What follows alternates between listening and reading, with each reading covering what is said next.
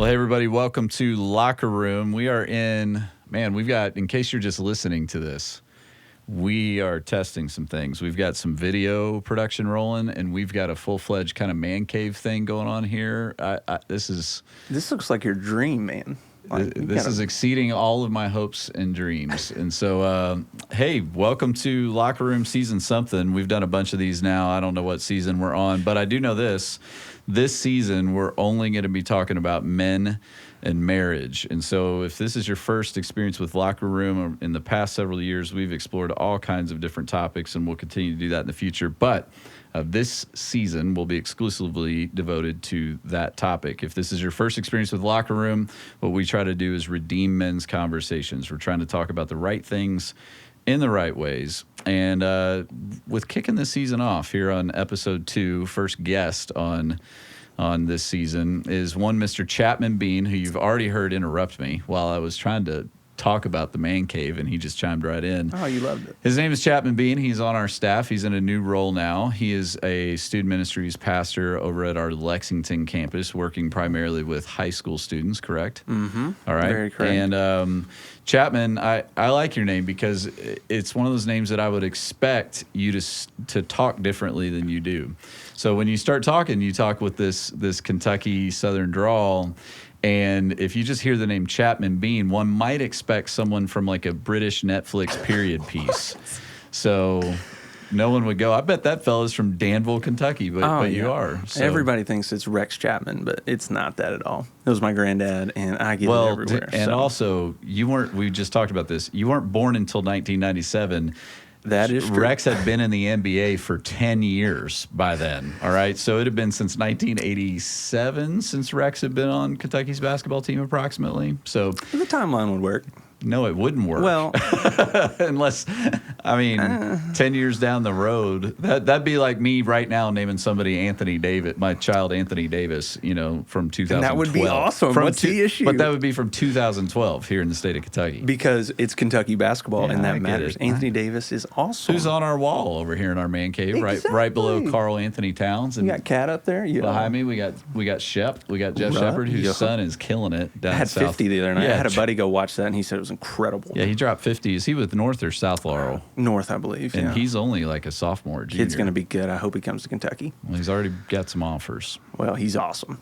We digress. So we were here to talk about marriage, and we're already talking about Kentucky basketball. It's okay. The boys love it. The boys are well, it's a men's podcast, fellas. For those of you who are not from Kentucky, we're sorry. Deal with it. You'll be fine. I'm sorry, he's not. All right, so Chapman, let me dive in this way. You are the reason I've got you in here right now, beyond your name and rugged good looks and fashion ability or inability, depending on your perspective. Debatable. Is because you, of all the people I know, have been married the least amount of time. And so what I want to do in this season is I want to have men from all kinds of different perspectives in regards to marriage share. And so you have been married how long at this point?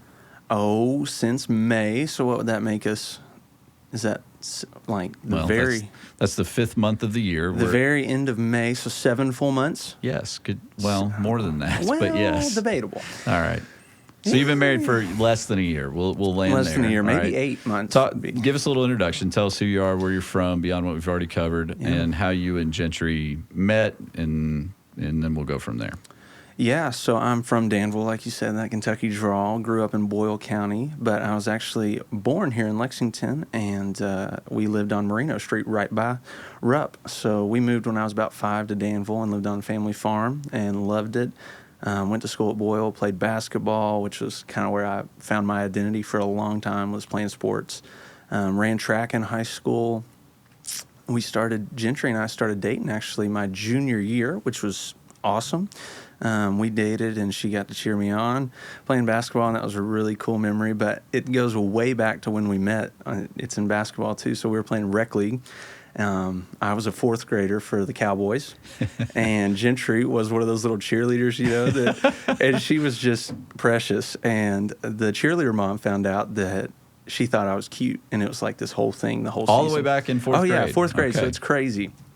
how we met, and they gave us gifts, I guess, like at the end of the season or something for like a Christmas type thing or something. And we had a name exchange, and Gentry didn't draw me. So the cowboy cheerleader mom, she switched the names so that Gentry had to come over and give me a gift. And Gentry was redder than a tomato coming over to give you that gift. And that was like when we met. And then she went to a different school, transferred to Boyle, and we started dating junior year. And went Did to you school. remember, like you saw her, and Yeah. like you were that cheerleader?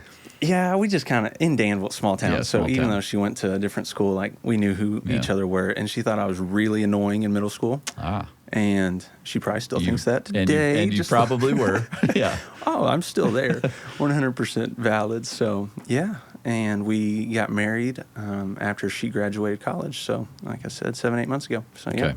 So you got married relatively young. How old were you when you got married? Yeah, so we just turned 23 at the time. Yeah, yeah.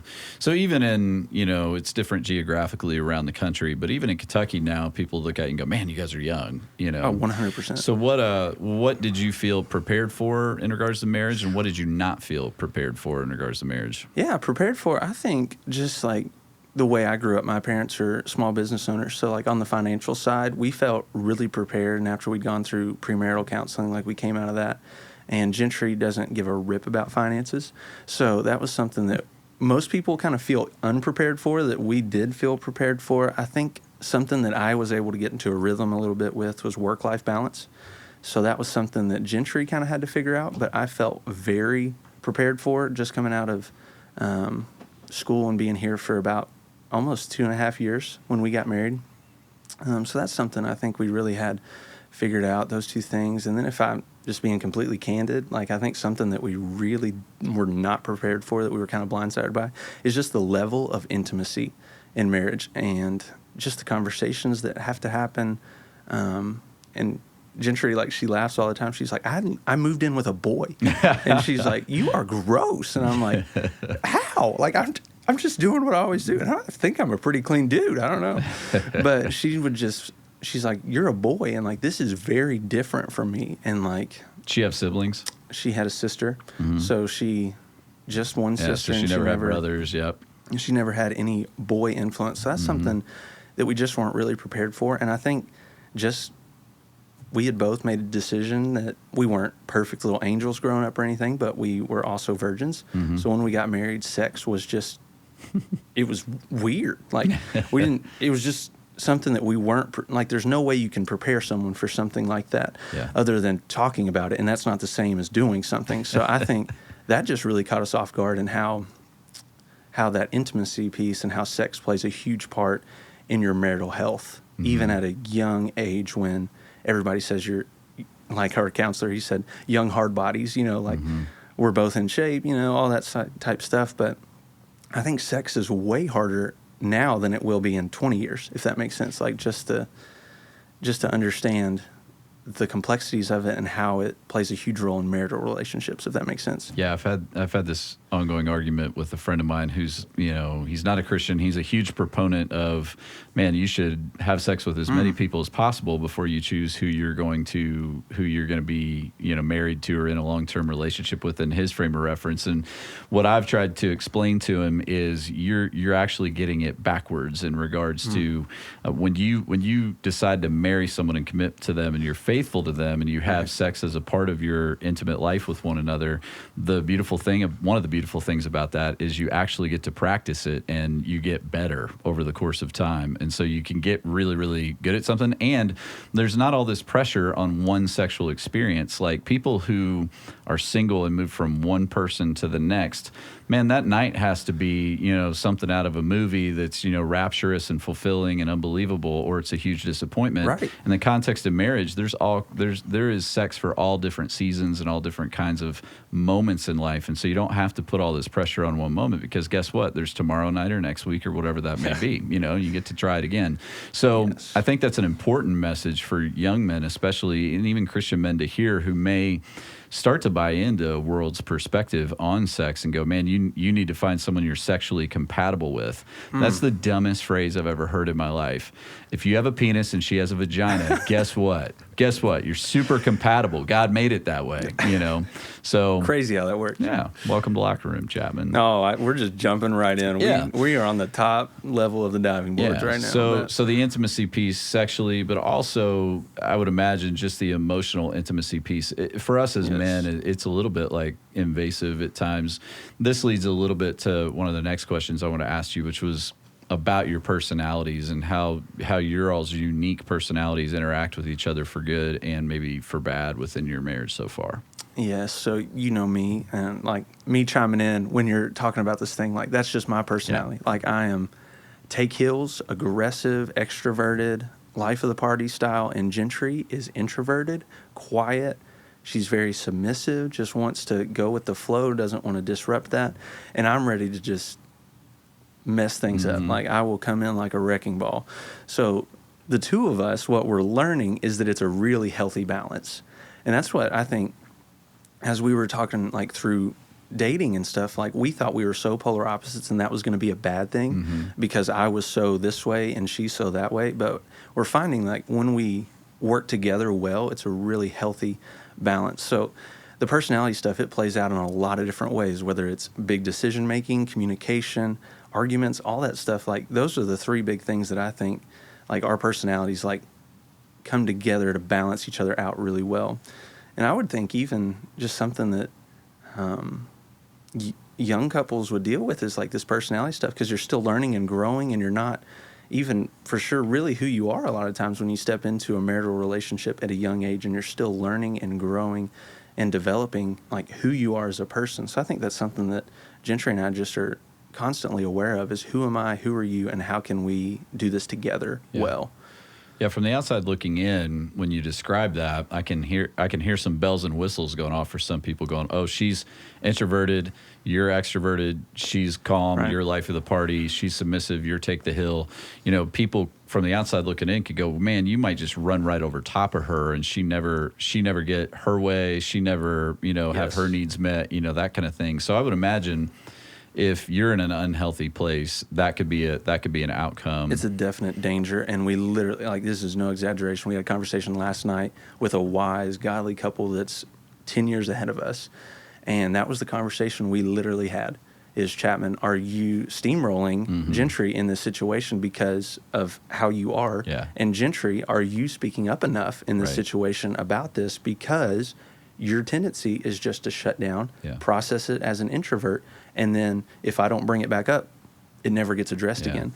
So I think, or internalize it and hold bitterness and anger towards you and never express it until one day it'll come out. But even like that's another thing about like the sex thing. Like sex becomes a bargaining tool, things like that just become stuff that plays out even a month later about something I did or took a hill, and she was like, "You didn't even talk to me about that." Right. I'm like, "Oof, you're right. I haven't." So it's just I've got to personally, as a man, just keep a really close check on that, and it's not easy. I mean, what we talked about last night a lot is that for Gentry, it might mean setting up that conversation tomorrow. Like we're going to talk about that at dinner at 5:00 tomorrow, and we're going to sit down and have a meal and really flesh this stuff out. What does that really look like? What would happen if we did blank? And that's what I think we've got to get into a healthier rhythm of doing is. For her, I process as an extrovert. Like I could talk all day and I'm thinking as I'm talking and I'm figuring it out. And her, if I'm talking, she's just completely overwhelmed by it. And she wants time to process that and then have that conversation. So we've got to balance that for sure. Yeah, I've heard it said that if you get married younger, and I think their definition of younger was something like 25 or younger, maybe a little bit older, it can work very well to marry somebody who is your opposite from a personality perspective because you're still, as you said, you're both growing, you're both learning. You have the opportunity to really balance each other and grow up together and Yes. kind of form a whole together, it becomes challenging for people who've been single longer to marry someone who's their opposite, because you get more deeply ingrained in your routine and habits and quirks and personality traits and things like that. And so it's not impossible. It just gets harder. So you'll see sometimes people who are over the age of 30 who get married, who marry somebody who's more like them, Right. as opposed to when they're younger, they can marry somebody who's their opposite.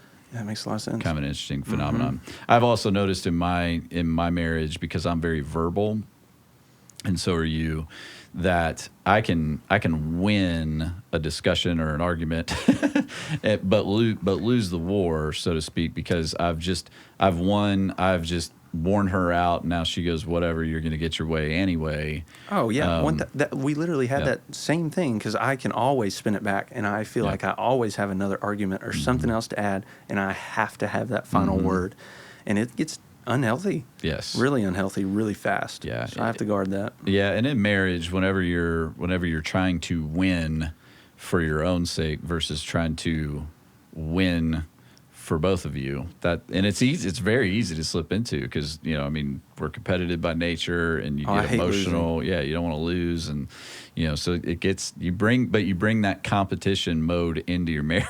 Into your marriage. 100%. It's not a good thing, right? But it's also like a lot of those decisions you thought a lot about and you care a lot about. So as a competitor, like naturally, when I have an opportunity to compete, like I get fired up about it, and we're right at it. Yeah, I want to win. And then she's just done. Do you guys play board games? Like, do you guys like games? I love games. She hates them. Like, see, I hate them. She can't be competitive in them. She doesn't care. She doesn't give a rip. Yeah, that's interesting. That'd be frustrating. I don't like to play board games. I like playing cards, but yeah, Allie and I don't make good partners in cards, and so we do boys versus girls in my house. So it'd be me and Eli versus Landry and Allie. It works much better. We can't be partners because Gentry's over there scrolling on Instagram. She didn't give a rip who wins. And I'm like, pay attention. Put it down. I like that. So and we're going to have some older men in this awesome man cave we have throughout this season. If you could have an older man in here right now who's been married, let's say 50 years, what are some things you go, man, help me with this, or what kind of wisdom have you accrued? What would be questions you would potentially ask that older man? Yeah, I think like just my natural bend is ambitious and start a lot of things. So like I think one of the main questions I would ask is, how have you sustained love over 50 plus years? How have you sustained a marriage for that amount of time? Because it's easy to start something. It's really hard to continue and grow and develop for that much time. And I think that was like, as I sat down and thought about that process, like that was the question, like when I was looking at rings, like it kept coming up. How do you love one another faithfully for that long without getting bored, tired, burnout, etc., all those different things? So that's a question that I would definitely have. We could go down the list. Give me what you got. That's a good question. I had tons. Throw them out there. That'll help us ask questions for the later podcasts. Yeah. How do you make wise decisions? Like jointly, how do you come together? Because we're like Gentry and I are polar opposites. So how in the midst of that do you balance my ambition and her caution, her bend towards caution and comfort and safety, when fear can be her thing and danger can obviously be mine when we haven't thought through it thoroughly, prayed about it, all that type stuff. What's been the hardest thing that you've dealt with in marriage? What's the hardest stuff you walked through, and how'd you do it? Like, what did you cling to? Who did you surround yourself with? Who were the people that you did life with? And I think that's something that obviously depends on your context, who you have around you, who's speaking into your life on a regular basis. But how did you figure out who you let in your circle would be another question I asked, because there's a lot of people that will vie for your attention, your time, your energy, but how did you decide who gets to really speak into? And that's different than who you talk to. Like, you talk to a ton of people in passing about marriage, and there are all kinds of flippant comments, the old ball and chain, like all this stuff. Like, who do you really let speak into that, and how did you discern wisely who those people are? And then another thing, like one of the most healthy things I think we did was a lot of really hard work in premarital stuff. We dated for 6 years before we got married. So I would just ask, what's your rhythm been like to regularly assess health. Because I think even in 8 months, we've seen even like some seasons, some highs, some lows. And we haven't even walked through anything hard yet. I mean, other than living together, like that is hard, and a pandemic. So Yeah, 2020. a few things. But what have you done to regularly sit down and invest in your marriage? I think that's something that I would ask, because I think something we've seen is if you don't regularly invest, you're not going to grow, you're not going to change, and you'll just get into ruts of boredom. And that's where it goes back to that first thing. How have you sustained love for a really long time? And then another one that this is just something that Gentry and I are probably hypersensitive to is how do you get to a place of enjoying one another's differences? I think one of the most freeing things we talked about in counseling was that your differences are okay. And unhealthy couples a lot of times hate one another's differences and they become embittered, angry, frustrated by it. Okay couples will deal with it and they just learn to be all right with the differences. But the healthiest couples, they get to a place of celebration. So if I was sitting with someone who was older, I'd say, how did you get to that place? What was the process like to where you celebrated your wife when she wants to wait when you're ready to run?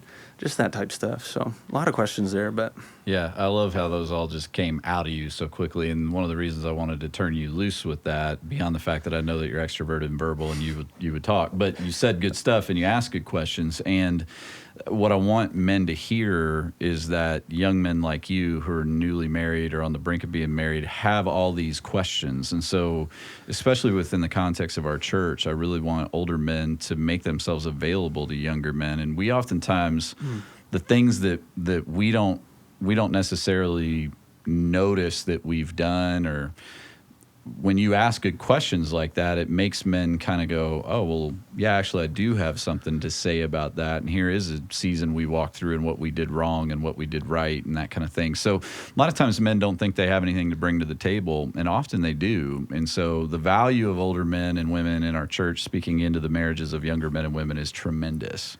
And I think, like, I keep mentioning our counseling, but some of the most insightful things we've ever heard are just stories, like what you've walked through, and how can we learn from that experience? That's what the wisest people do. They learn from others' experience. And I think just hearing stories of how you went through that miscarriage, you went through that divorce in your family, you went through whatever it may be together is so impactful. And it has been for Gentry and I, for sure. What are the kind of couples that catch your eye, either for good or for bad? So, like, who, and you can generalize if you want, don't call people out by name, but when you look at couples that you've been around and you go, oh man, we don't want to learn from them other than what not to do.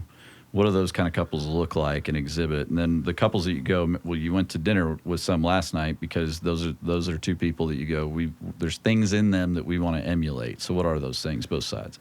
Yeah, I think both of us, like, we come from different family situations. Like, both parents are married on each side, but something that we longed for is seeing just health and seeing a husband that talks to his wife in a respectful way. Our parents both modeled that, but it's not the same versus, like, when you're seeking out mentors. Like, you've heard the stuff your parents have said your whole life. So I think for me personally, like, I want to see a man that's successful, if that makes sense. Like, whatever, and not that I'm trying to have a vain view of success, like a man that has loved his family well, has loved his wife well, has guarded the trust, like has really chased after the things that I want to chase after. And I don't know what those attributes look like, what they play out as, but that's something that Gentry and I are just drawn to, like that firm foundation and people that have a rock to stand on.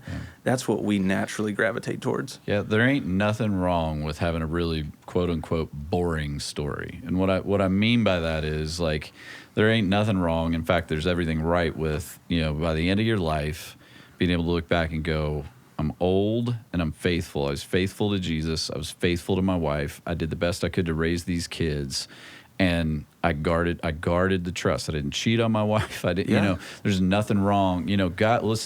God can redeem anything. We've got great proof in our own lives that he can and he does. That doesn't mean you want to willingly go tank something so that you can see him redeem it. So in marriage and in family, oftentimes boring is better, man. It's way better. And that's what's always caught my eye too, is like, point me to the quiet, kind of old, faithful, dudes who they love their wives, they love their kids, they've been married for 100 years, and then they die within a week of each other, And I think what we're like, boring is so not boring. Right. Like, it's the dead opposite. There's so much joy and satisfaction that comes out of that. And I think that's what we long for. Exactly. Is seeing that played out. And not in a financial way. Like, that's something that I grew up wanting to chase after, families that had it all together, that were perfect, that looked great on paper. But we're just finding that those couples, the ones you're talking about, those are the best to just do life with, spend time around. And they have been... The ones that we currently have are just incredible. So what are the marital interactions you guys look at and go, you kind of cringe and go, oh gosh, let's not be like them? What are some things that just stand out to you? I think the couples where the husband's always a grumbler, I think that's something that's like so common, is the wife sets everything that the family does. And that is just such, for us, like, I hate that.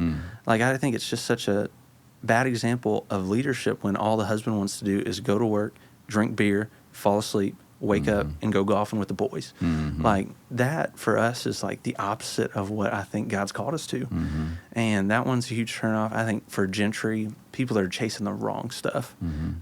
She would just say, we want our family to chase after what's good, right, and true, the way that is Jesus. And I think the world just paints this perfect picture of what it looks like to chase all the things that aren't Jesus, and everything turns out great, and you have trips to Florida, you have a house there, you have whatever it may be, and you're not satisfied at the end of the day. So couples that look perfect on the outside, but on the inside are just dying, death and decay, and the marriage is in such a bad way. Those are two of the things that I think...